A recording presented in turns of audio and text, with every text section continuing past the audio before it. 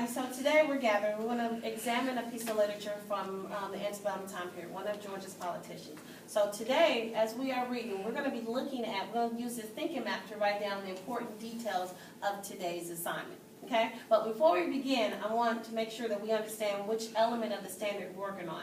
So will you read the standard for me loud and clear? Use your club voice. The student will analyze the impact of the Civil War and Reconstruction on Georgia.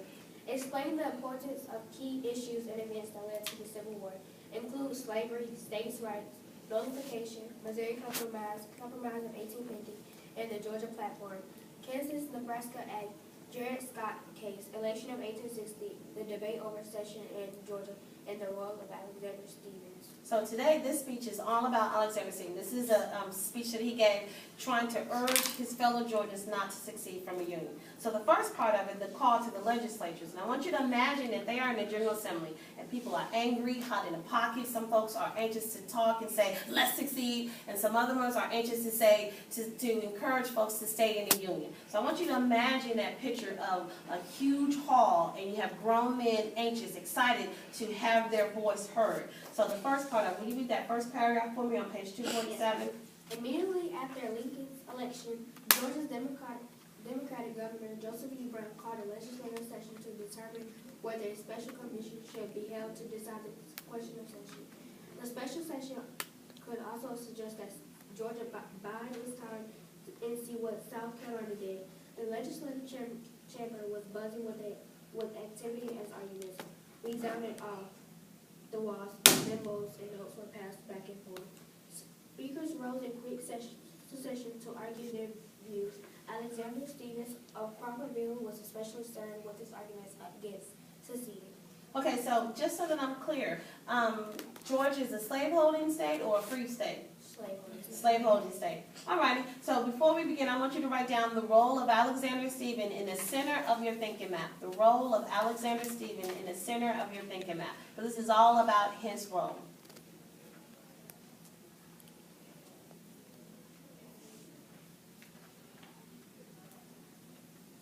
Okay, and I also want you to remember earlier we talked about Alexander Stephens was one of the leaders of the Georgia Platform. So I want you to put that down as one of those important details. He was one of the leaders of the Georgia Platform. And remember, that platform was about encouraging other southern states to accept, to ratify the Compromise of 1850. So I want you to put down Stephens, leader of the GP, the Georgia Platform. Remember, this assignment is all about writing down the most important or pertinent details.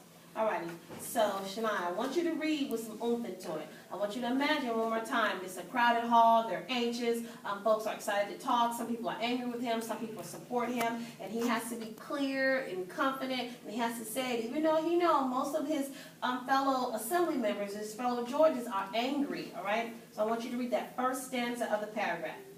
The first question that presents itself is, shall the people of Georgia secede from the Union in consequence of the election of Mr. Lincoln to the presidency of the United States? My countrymen, I tell you frankly, candidly, and earnestly, that I do not think they ought. Okay, so two important things here.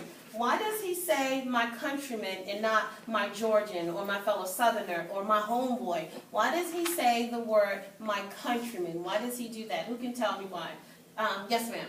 Because he's telling the Americans that they're Americans first. He's telling the other politicians that they're Americans first. Now, let me ask you this. Why does he say frankly, candidly, and earnestly? These words are they essentially kind of mean the same thing. Why does he repeat them? Why do you think and this is important because it's an indication that he's kind of what?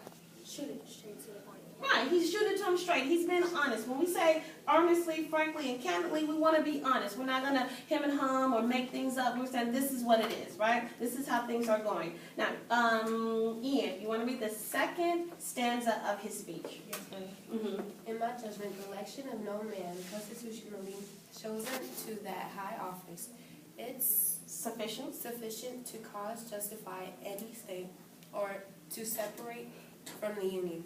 It ought to stand by and aid still in maintaining the Constitution of the country.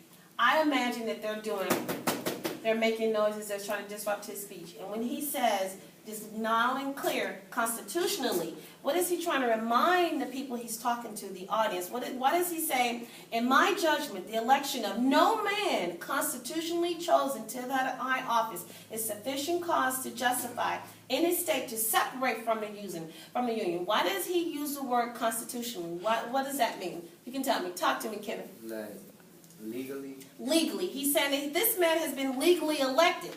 Alrighty. Are you ready for the next stanza, the last one? Saria?